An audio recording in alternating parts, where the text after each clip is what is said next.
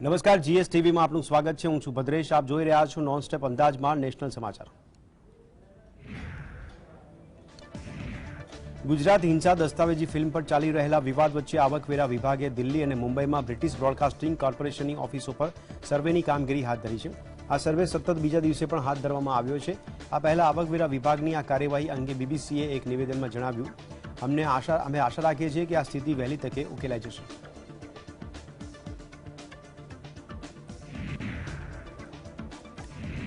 British broadcasting કોર્પોરેશનના Delhi Mumbai office પર આવકવેરા વિભાગની કાર્યવાહી યથાવત છે। આ દરમિયાન બીબીસીએ પણ તેના કર્મચારીઓને મેલ દ્વારા કાર્યવાહીમાં સહયોગ કરવા અને તેમની અંગત આવકની વિગતો અંગે માહિતી આપવા જણાવ્યું છે। બીબીસીએ તેના કર્મચારીઓને વર્ક ફ્રોમ હોમનું સૂચન અને કર્મચારીઓને પોતાની વ્યક્તિગત આવક સંબંધિત સવાલનો બને ત્યાં સુધી જવાબ ટળે તેવું સૂચન કર્યું છે। ટાઈમ્સ ઓફ ઇન્ડિયાના અહેવાલમાં વધુમાં જણાવ્યું કે કર્મચારીઓને તેમના પગારને લગતા કોઈપણ સવાલો હોય તો તેમાં સહકાર આપવા અને સહયોગ અને પ્રમાણિકતાથી જવાબ આપવા કહ્યું છે। આવકવેરા વિભાગ દ્વારા 2012થી લઈને અત્યાર સુધીમાં દસ્તાવેજો ચકાસવામાં આવ્યા છે। આવકવેરા વિભાગ બીબીસીના કર્મચારીઓને સહયોગ કરવા જણાવેલ છે। ઇન્ટરનેશનલ ટેક્સમાં ગરબડીની ફરિયાદો અંગે આવકવેરા વિભાગ દ્વારા તપાસ હાથ ધરવામાં આવી છે। આ કાર્યવાહી અંગે અમેરિકી વિદેશ વિભાગના પ્રવક્તા નેડ પ્રાઇસે કહ્યું કે અમને પણ આ દરોડા વિશે માહિતી મળી છે અને અમે દુનિયાભરમાં સ્વતંત્ર પ્રેસના મહત્વનું સમર્થન કરી છે।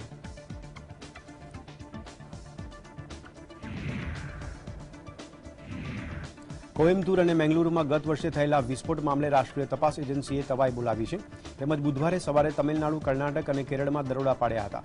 આ દરોડા ગુપચુપ રીતે આઈએસ સંલગ્ન લોકોના ત્યાં પાડવામાં આવ્યા, જેના કારણે ખળભળાટ મચ્યો છે। વર્ષ 2022માં કોયમ્બતુરની પાસે ઉક્કડમમાં કાર વિસ્ફોટથી થયો હતો, જેમાં 29 વર્ષના જમીશા મુબીનનું મોત થયું હતું। એનઆઈએ ડિસેમ્બરમાં 2 આરોપીઓ શેખ હિદાયતુલ્લા અને સ્નોફર અલીની ધરપકડ કરી હતી। આ મામલે અત્યાર સુધીમાં 11 લોકોની ધરપકડ કરવામાં આવી છે। મુખ્ય આરોપી જમીશા મુબીન આઈએસનો સભ્ય છે। તે આત્મઘાતી હુમલાને અંજામ આપવા અને સમુદાયમાં આતંક ફેલાવવાના ઈરાદે મંદિર પરિસરને વ્યાપક નુકસાન પહોંચાડવાની યોજના ઘડતો હતો। શરૂઆતમાં કેસ કોયમ્બતુરના ઉક્કડમ તમિલનાડુમાં નોંધવામાં આવ્યો અને ત્યારબાદ આ કેસને એનઆઈએ પોતાના હાથમાં લીધો છે।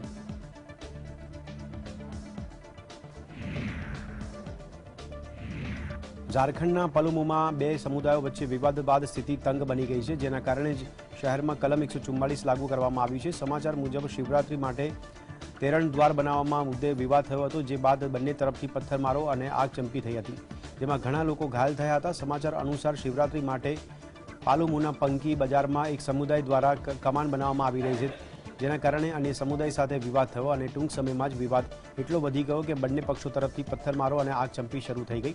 પથ્થરમારામાં 6 લોકો ઘાયલ થયા હોવાના અહેવાલ છે। મળતી માહિતી મુજબ 3 પોલીસ સ્ટેશનની ટીમો ઘટના સ્થળે પહોંચી હતી અને પરિસ્થિતિને કાબૂમાં લીધી। સાવચેતીના પગલા તરીકે શહેરમાં 144 કલમ લાગુ કરવામાં આવી છે। એસપી સીકે સિન્હાએ કહ્યું કે આરોપીઓ સામે કડક કાર્યવાહી કરવામાં આવશે।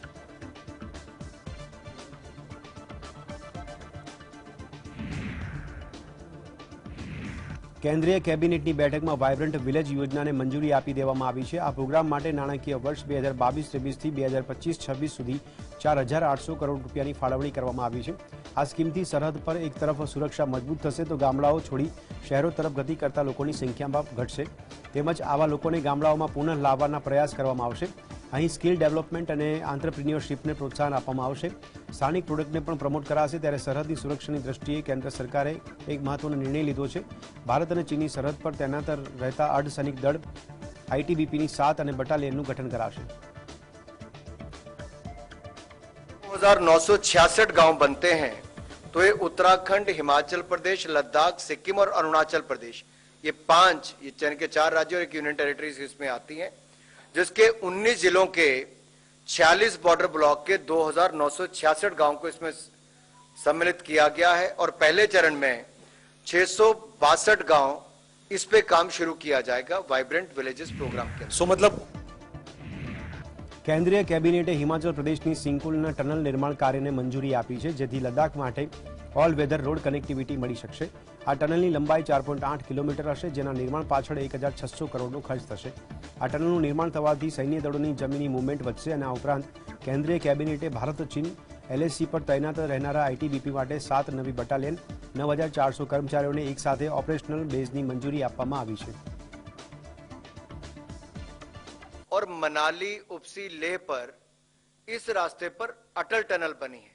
ये तीसरा बिल्कुल अलग है, जो सबसे छोटा है, नीमू पदम दारचा मार्ग, ये इसका नाम है। जो जंस्कार वैली से भी जोड़ेगा। टनल 4.1 किलोमीटर की बनेगी और ये सबसे शॉर्टेस्ट रूट लद्दाख वैली को देश के साथ जोड़ने का होगा, जिसके ऊपर 1681.51 करोड़ रुपया खर्च होगा।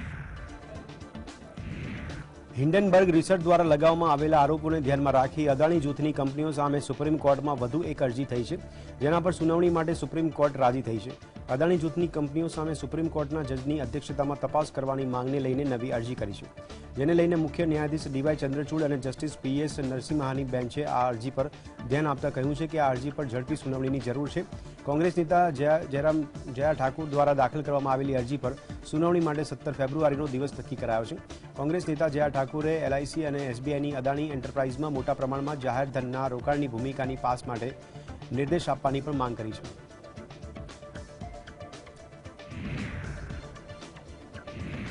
સંસદના બજેટ સત્ર સ્થગિત થયા બાદ પણ અદાણી જૂથના વિવાદ પર તપાસ મામલે કોંગ્રેસની માંગ યથાવત છે. કોંગ્રેસ મહાસચિવ પ્રભારી જયરામ રમેશે ભારતીય રિઝર્વ બેંકના ગવર્નર શક્તિકાંત દાસ, સેબીના અધ્યક્ષ માધબુપુરી બુચને પત્ર લખ્યો છે, તેમજ અદાણી સમૂહની વિરુદ્ધ હિન્ડનબર્ગ રિસર્ચ દ્વારા લગાવવામાં આવેલી તપાસની માંગણીની માંગ કરી છે. જયરામ રમેશે પોતાના પત્રમાં કેન્દ્રીય બેંક સાથે આ મુદ્દે જોડાયેલા બે મુદ્દાઓ પણ ઊંડાણપૂર્વક વિચાર કરવાનો આગ્રહ કર્યો છે.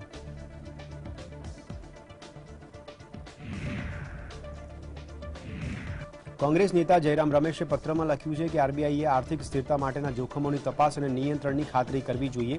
સેબીના વડાને જયરામ રમેશે સંપૂર્ણ અને કોઈપણ પક્ષપાત વગરની તપાસની માંગ કરી હતી. જયરામ રમેશના પત્રમાં કહેવામાં આવ્યું છે કે પક્ષપાત વગરની તપાસ કરવામાં કોઈપણ નિષ્ફળતા ભારતીય કોર્પોરેટ ગવર્નન્સ અને ભારતના નાણાકીય નિયમનકારો પર ખરાબ અસર કરશે. તે વૈશ્વિક સ્તરે ભંડોળ એકત્ર કરવાની અમારી ક્ષમતાને પણ અસર કરી શકે છે.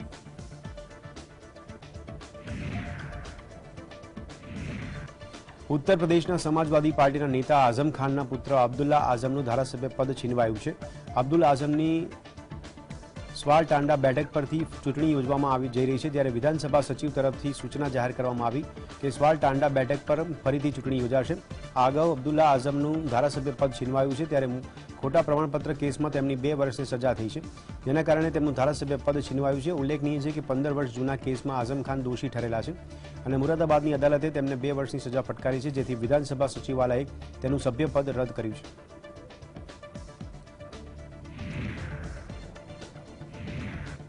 ભોપાલના બીજેપી સાંસદ સાધ્વી પ્રજ્ઞા ઠાકુર ફરી એક વખત મેદાને છે. તેઓએ વકફ બોર્ડની જેમ હિન્દુઓ માટે સનાતન બોર્ડ બનાવવાની માંગ કરી છે.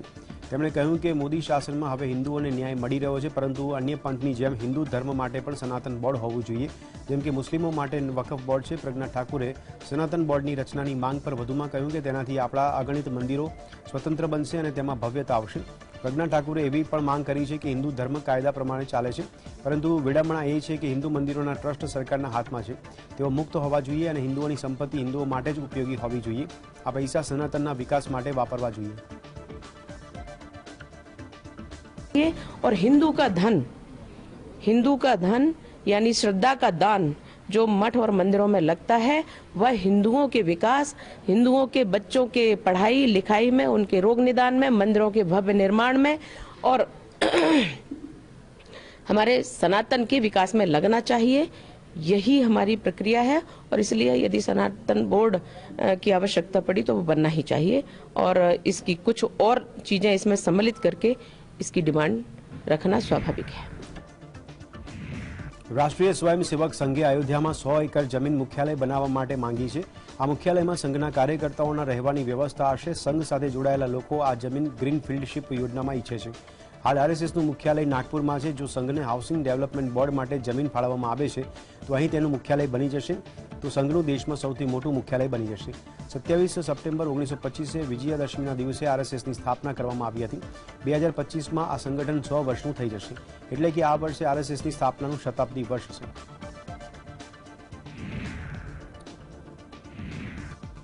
દિલ્હીના નજફગંજ વિસ્તારમાં એક 24 વર્ષના યુવકે કથિત રીતે તેના લિવ ઇન પાર્ટનરની હત્યા કરી નાખી. આરોપીનું નામ સાહિલ ગેહલોત છે. આરોપીનું કહેવું છે કે તેણે 9 અને 10 ફેબ્રુઆરીની રાત્રે તેની ગર્લફ્રેન્ડની હત્યા કરી હતી. આરોપી સાહિલનું કહેવું છે કે તેણે નિક્કી સાથેના તેના સંબંધ વિશે તેના પરિવારજનોને જાણ કરી ન હતી. તેના પરિવારે તેના લગ્ન અન્ય યુવતી સાથે નક્કી કર્યા હતા. જે મામલે નિક્કીને જાણ થતાં બંને વચ્ચે બોલાચાલી થઈ, જે બાદ આરોપીએ પોતાની કારમાં રાખેલ મોબાઈલ ફોનના ડેટા કેબલથી ગળું દબાવીને હત્યા કરી હતી. હત્યા બાદ મૃતદેહને ડ્રાઇવિંગ સીટની બાજુમાં મૂકીને 35 થી 40 કિલોમીટર ફર્યો અને પોતાના ગામમાં આવેલા પોતાના ઢાબા પર પહોંચ્યો અને મૃતદેહ છુપાવી દીધા બાદ પોતાના ઘરે જઈને બીજી યુવતી સાથે લગ્ન પણ કર્યા હતા.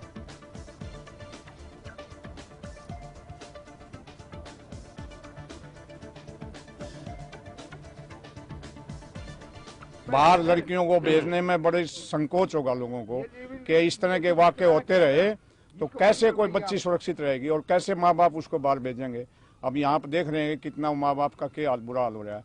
और रही बात ये कि जब सबसे बड़ा जो आघात लगा है ना इस बात में कि जो मीडिया ने ये सब दिखाया है ना, ये किसकी सह पे किसने डाला है सारा कि भी वो लिव इन रिलेशन, कोई फ्रेंडशिप बच्चों की दोस्ती स्कूल वकूल में हो जाती, ये किसने बता दिया लिव इन रिलेशन पे. ये तो बिल्कुल आपत्तिजनक है, ऑब्जेक्शनेबल है बिल्कुल. और ये बिल्कुल गलत किया है. या ट्रायल कोई फेवरेबल कुछ कर चला रही हो तो बिल्कुल गलत है. इस तरह कभी न्याय मिलेगा नहीं किसी भी बच्ची को. દિલ્હીના નિકી મર્ડર કેસમાં ચોંકાવનારા ખુલાસા થઈ રહ્યા છે. આરોપી સાહિલ નિકીના મૃતદેહને કારમાં બેસાડી 40 કિલોમીટર દૂર તેના ગામ મિત્રો લઈ ગયો. ત્યાં આરામથી ગાડી ચલાવતો રહ્યો. નવાઈની વાત એ છે કે સાહિલે નિકીનો મૃતદેહ ડ્રાઇવિંગ સીટની બાજુમાં રાખી હતી. જોકે હત્યામાં વપરાયેલી કાર સાહિલના ઘરેથી પોલીસને મળી આવી. પોલીસ પૂછપરછ દરમિયાન સાહિલને તેની ગર્લફ્રેન્ડની હત્યાનો કોઈ પસ્તાવો નથી, પરંતુ જ્યારે તે અન્ય યુવતી સાથે ફેરા લઈ રહ્યો હતો ત્યારે તેને ચોક્કસપણે નિકી યાદ આવી હતી. પોલીસને શંકા છે કે આરોપી સાહિલ તેની ગર્લફ્રેન્ડ નિકી યાદવના મૃતદેહને એ રીતે નિકાલ કરવા માંગતો હતો જે રીતે શ્રદ્ધા વોકરના મૃતદેહનો નિકાલ કરવામાં આવ્યો હતો. तो हमारी टीम ने बहुत समय से इसको जो मेन साक्ष्य था बॉडी को रिकवर कर लिया वहाँ से फ्रिज की इसकी निशानदेही पे. वो अकेला ही बहुत बड़ा साक्ष्य है जो कि इनको कन्विक्शन करने में सज़ा दिलवाने में काफ़ी मददगार होगा. उसके अलावा भी जो इन्वेस्टिगेशन की जो तमाम बारीकियाँ होती हैं उस पर हमारी टीम काम कर रही है. जैसे गाड़ी को रिकवर करना, उसकी फोरेंसिक जांच कराना, फ़ोन्स में जो भी डाटा है उसको रिकवर करेंगे. દિલ્હીમાં નિકી મર્ડરની ઘટનાને લઈને નિકીના પિતાએ આરોપીને ફાંસીની સજા આપવાની માંગ કરી છે. સાહિલ ગેહલોત અને નિકી લાંબા સમયથી ગ્રેટર નોઈડામાં એકબીજા સાથે લિવ ઇન રિલેશનશીપમાં હતા. આ દરમિયાન બંને દિલ્હી અને એનસીઆરની બહાર ઘણી જગ્યાએ ફરવા ગયા હતા. તેઓ હિમાચલ પ્રદેશ અને ઉત્તરાખંડની મુલાકાતે પણ ગયા હતા, પરંતુ જ્યારે કોરોના આવ્યો અને લોકડાઉન લાગુ થયું ત્યારે નિકી અને સાહિલ બંને પોતપોતાના ઘરે ગયા, પરંતુ પછી પાછા આવ્યા અને દ્વારકામાં ભાડાના મકાનમાં ફરી સાથે રહેવા लाग्યા હતા. બંને લગભગ 1 વર્ષ સુધી દ્વારકામાં સાથે રહ્યા. બીજી તરફ નિકી યાદવ છેલ્લા કેટલાક સમયથી ઉત્તમનગરમાં રહેતી હતી અને પોલીસે આરોપી સાહિલની ધરપકડ કરી તેની પૂછપરછ કરી રહી છે. જ્યારે નિકીના પિતાએ પોલીસ પાસે આરોપીને ફાંસી આપવાની માંગ કરી છે. जिस आदमी ने मेरी बेटी को इसे निर्मम हत्या करके मारा है उसकी सजाए मौत होनी चाहिए. बस और मैं ज़्यादा कुछ नहीं कह पाऊंगा, मेरा दिमाग सही काम नहीं कर रहा. सब कुछ ये लिविंग बता रखा है, गलत है. ऐसी कोई नहीं बात थी और ये किसको पता है. लेकिन इसने जो भी करा है इसकी सजाए मौत होनी चाहिए. न्यायपालिका से हम अनुरोध करते हैं और इसके लिए चाहे पूरा एरिया को इकट्ठा होकर प्रधानमंत्री जी से मिलना पड़े, कम से कम इसकी सजाए मौत होनी चाहिए. फांसी की सजा दो इसको कम से कम. व्यक्ति से आपकी बात हुई है? नहीं, हमारी बात नहीं हुई. अभी पता है, अभी लग गया था ना. और ये तो इतना गलत नालायक बच्चा था जिस ये बिल्कुल ठीक करे. जब फ्रिज के अंदर उसको बंद कर दिया तो इसकी बोटी बोटी करता वो और इसको खरबुदर करता और उसके बाद में उसने शादी भी कर ली. तो ऐसे बेटियों के अंदर अत्याचार होता है, कैसे पढ़ाई करेंगे बाहर जाकर? पढ़ाई बिल्कुल भी नहीं कर सकते. ઉત્તર પ્રદેશ બિન લાયસન્સધારી હથિયાર રાખવા બાબતે દેશમાં સૌથી મોખરે છે. સુપ્રીમ કોર્ટે યુપીમાં લાયસન્સ વગરના હથિયારો રાખવા મામલે સુઓ મોટો હાથ ધરી હતી, જેમાં સુપ્રીમ કોર્ટે કહ્યું કે યુપીમાં બિન લાયસન્સી હથિયારોનું ચલણ હેરાન કરી મૂકે તેવું છે. આ અમેરિકા નથી કે જ્યાં હથિયાર રાખવા મૌલિક અધિકાર આપવામાં આવ્યા હોય. સુપ્રીમ કોર્ટે યુપી સરકાર પાસે લાયસન્સ વગરના હથિયાર રાખવા મામલે કેટલા કેસ નોંધાયા છે તે અંગે જવાબ માંગ્યો છે અને સાથે જ કહ્યું કે રાજ્ય સરકાર લાયસન્સ વગરના હથિયારો પર રોક લગાવવા માટે કયા પગલાં ભર્યા છે તે પણ જણાવે. આ ઉપરાંત કોર્ટે પૂછ્યું કે છેવટે કેમ યુપીમાં હથિયારો સંબંધિત ઘટનાઓ બને છે. હવે યુપી સરકાર આ મામલે 2 અઠવાડિયામાં જવાબ આપે. ખરેખર યુપીમાં ગન કલ્ચર અંગે પહેલાથી સવાલો ઉઠતા રહ્યા છે, પરંતુ હવે યુપી સરકારે તેના પર ફરજિયાત જવાબ આપશે.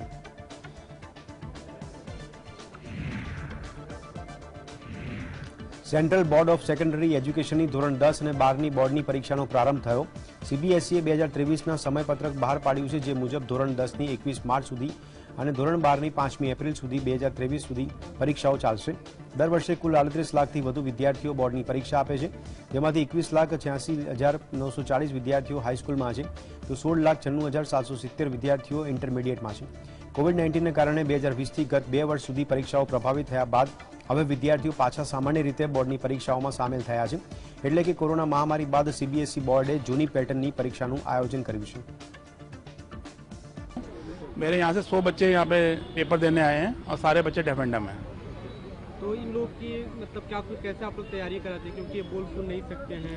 हम इनकी साइन लैंग्वेज से इनकी तैयारी कराते हैं और लिप रीडिंग से और स्पीच रीडिंग से इनकी तैयारी कराई जाती है।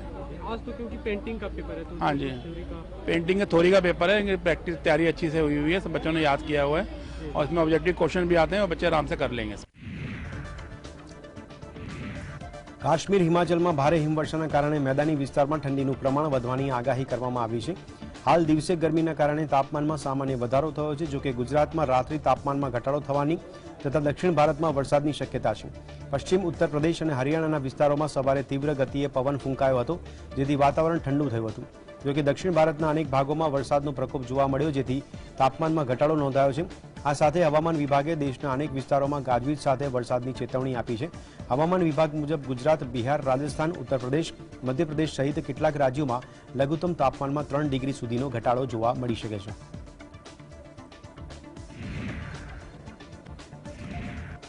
ઇન્ટરનેટ સર્ચના ભવિષ્યને લઈને ટેક જાયન્ટ્સ ગૂગલ અને માઇક્રોસોફ્ટ વચ્ચેની ટક્કર ચાલી રહી છે, જેમાં હાલ ચેટ જીપીટી ખૂબ જ ચર્ચામાં છે। અશ્વિની વૈષ્ણવે જણાવ્યું હતું કે યુપીઆઈ અને ઓપન આર્ટિફિશિયલ ઇન્ટેલિજન્સ બે ટેકનોલોજીનું એકીકરણ લોકોને તેમની સ્થાનિક ભાષામાં વધુ સરળતા સાથે નાણાં મોકલવા માટે સક્ષમ બનાવશે। સરકાર આગામી 10-12 મહિનામાં ડિજિટલ ક્રેડિટ સિસ્ટમના સંપૂર્ણ રોલઆઉટ ઉપર કામ અને ધ્યાન કેન્દ્રિત કરશે। ભીષણી મિશન સાથે જોડવા માટે ઇલેક્ટ્રોનિક્સ અને આઈટી મંત્રાલયની એક ટીમ વોટ્સએપ આધારિત ચેટબોટ બનાવી રહી છે, જે પ્રશ્નોના યોગ્ય જવાબો આપવા માટે ચેટ જીપીટી દ્વારા જનરેટ કરવામાં આવેલી માહિતી પર આધાર રાખશે। તેનું મુખ્ય કારણ એ છે કે વપરાશકર્તાઓ, ખાસ કરીને ગ્રામીણ વિસ્તારોમાં ખેડૂતોનો વર્ગ છે કે જે આ પ્રકારની સુવિધા વિકસાવવામાં આવી રહી છે। જો તેમના પ્રશ્નો તે ટાઈપ કરવા સક્ષમ નથી, તો વોઇસ નોટ્સનો ઉપયોગ કરીને પ્રશ્નો ચેટબોટ પર મૂકી શકાશે।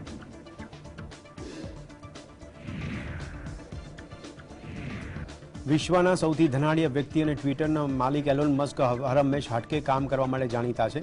ફરી તેમણે પોતાના એક જૂના ટ્વીટ અને રોકાણ સંદર્ભે એક મહત્વનું ટ્વીટ મજાકમાં કર્યું છે। ટેસ્લા અને ટ્વિટરના સીઈઓ એલોન મસ્કે એક શ્વાનનો ટ્વિટરના નવા સીઈઓ તરીકે નિયુક્ત કર્યા છે, જેમાં ફ્લોકી નામના ડોગનો ફોટો શેર કરતા એલોન મસ્કે લખ્યું કે ટ્વિટરના નવા સીઈઓ અદ્ભુત છે, તો બીજા માણસ કરતાં તેઓ ઘણો સારો છે। મસ્કે જે ફ્લોકી છે તેનો નોકરી માટે વધુ યોગ્ય ગણાવ્યો છે। મસ્કે અને એક ટ્વીટમાં ફ્લોકીની સ્ટાઇલની પણ પ્રશંસા કરી હતી, અને એટલું જ નહીં, મસ્કે ફ્લોકીને નંબર્સમાં પણ સારો ગણાવ્યો છે। અને અગાઉ પરાગ અગ્રવાલ ટ્વિટરની સીઈઓ તરીકે હતા, પરંતુ મસ્કે ટ્વિટરના માલિક બન્યા બાદ પરાગ અગ્રવાલને હાંકી કાઢ્યા હતા। પરાગ અગ્રવાલને કાઢ્યા બાદ એલન મસ્કને આખરે ટ્વિટરનો નવો સીઈઓ મળી ચૂક્યો છે।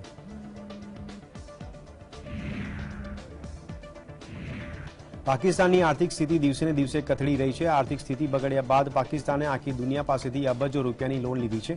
એક મીડિયા રિપોર્ટ અનુસાર પાકિસ્તાન પર 60 ટ્રિલિયનથી વધુનું દેવું છે। આ દેશની જીડીપીના 89% બરાબર છે। આ દેવું ચીન પર 35% છે। પાકિસ્તાનની બગડતી હાલત વચ્ચે હવે લોકો દેશ છોડવા લાગ્યા છે। એક મીડિયા રિપોર્ટમાં દાવો કરવામાં આવ્યો કે પાકિસ્તાનથી વિદેશ જનારા લોકોની સંખ્યામાં અચાનક વધારો થયો છે।